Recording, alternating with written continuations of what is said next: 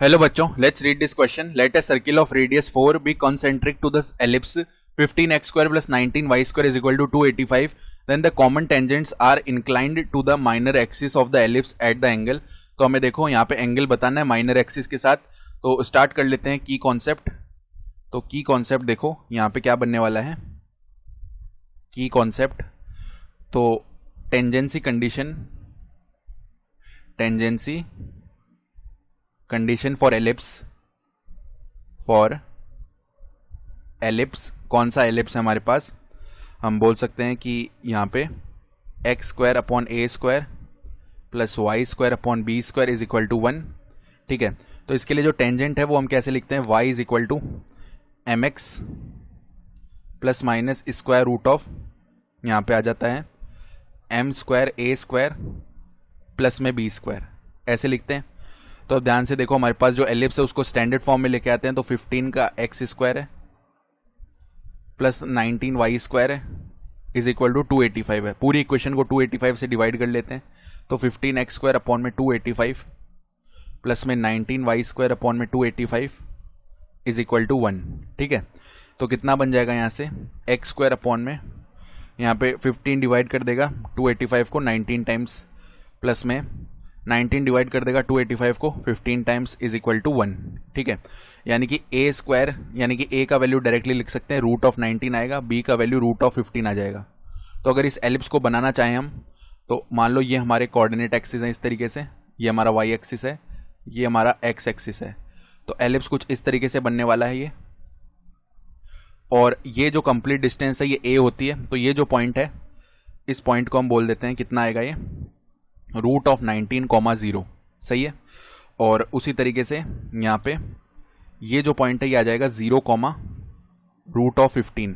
ये बन गया. अब हमें बोला गया है कि एक रेडियस 4 वाला सर्किल कॉन्सेंट्रिक है इस एलिप्स के लिए.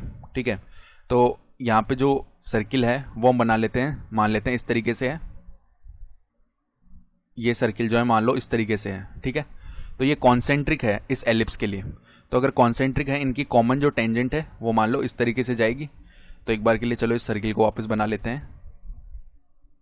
इस तरीके से हो रहा होगा ये सर्किल. तो इनकी जो कॉमन टेंजेंट है ना, वो मान लो इस तरीके से जा रही होगी. ठीक है, तो अगर ये इस तरीके से जा रही है इनकी कॉमन टेंजेंट, तो हम क्या बोल सकते हैं कि टेंजेंट फॉर एलिप्स, उसकी जो इक्वेशन है क्या आएगी? y is equal to m x plus minus square root of m square a square plus b square, यानी ए स्क्वायर का वैल्यू है 19, तो 19 एम स्क्वायर प्लस में 15. ठीक है, और ये जो है ये ओरिजिन है 0,0. तो अब देखो, अगर हम ओरिजिन से यहाँ पे इसको मिलाएं तो ये परपेंडिकुलर होगा ऐसे टेंजेंट के लिए. और ये रेडियस है, रेडियस हमारी 4 यूनिट्स है.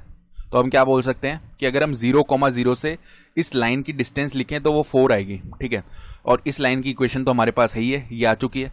तो देखो, अब y को उस तरफ अगर हम लेके जाएं तो m x minus y plus minus root of 19 m square plus 15 is equal to कितना आएगा? 0 आएगा.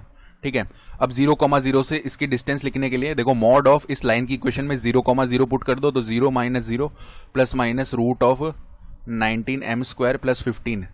ठीक है, और होल अपॉन में स्क्वायर रूट ऑफ जो x का कोफिशिएंट है उसका स्क्वायर यानी m स्क्वायर प्लस y का कोफिशिएंट है उसका स्क्वायर यानी 1 इज इक्वल टू डिस्टेंस कितनी है? 4 है.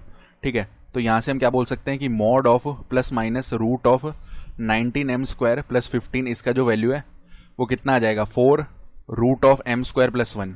अब दोनों, तो यहाँ पे देखो, अब दोनों तरफ स्क्वायर कर लेंगे तो इधर तो रूट हट जाएगा, तो 19 एम स्क्वायर प्लस 15, और इधर क्या बन जाएगा? 16 एम स्क्वायर प्लस में 16. तो अब देखो यहाँ पे 19 एम स्क्वायर माइनस का 16 एम स्क्वायर हो जाएगा 3 एम स्क्वायर, और 16 माइनस 15 1 हो जाएगा, यानी एम स्क्वायर का जो वैल्यू है वो आ जाएगा 1/3. इसका मतलब है कि यहाँ पे m का जो वैल्यू है वो आ जाएगा प्लस माइनस 1/√3. अब m is equal to tan theta भी होता है. ठीक है, और यहाँ पर हम क्या देख पा रहे हैं? लाइन ऐसे जा रही है. तो अगर हम देखो x एक्सिस के साथ ये वाला एंगल लें, इसके लिए टेन थीटा की बात करें तो इसके लिए स्लोप नेगेटिव हो रही है -1/√3. और 10 -1/√3 कब होता है? 150 डिग्री पे. तो ये एंगल 150 डिग्री आ रहा होगा, जिसका साफ मतलब है ये एंगल 30 डिग्री आएगा. ठीक है, अब हमें तो ये वाला एंगल बताना है. माइनर एक्सिस के साथ कौन सा एंगल बना रहा है? ये माइनर एक्सिस है ना, तो ये वाला एंगल हमें बताना है. इस एंगल को अल्फा बोल लेते हैं. तो अब ये ट्राइंगल बन रहा है, ये तो 90 डिग्री है, ये 30 डिग्री है, तो हम बोल सकते हैं alpha plus 90 degree plus 30 degree. Triangle के तीनों इंटीरियर एंगल्स का सम 180 डिग्री होता है, ठीक है। यानी अल्फा जो है वो कितना आएगा 180 डिग्री माइनस में 120 डिग्री, यानी ये हो जाएगा 60 डिग्री। 60 डिग्री को हम पाई/3 भी लिख सकते हैं रेडियन में। तो जो ऑप्शन बी है वो सही ऑप्शन हो जाएगा। I hope you understood this explanation. Best of luck.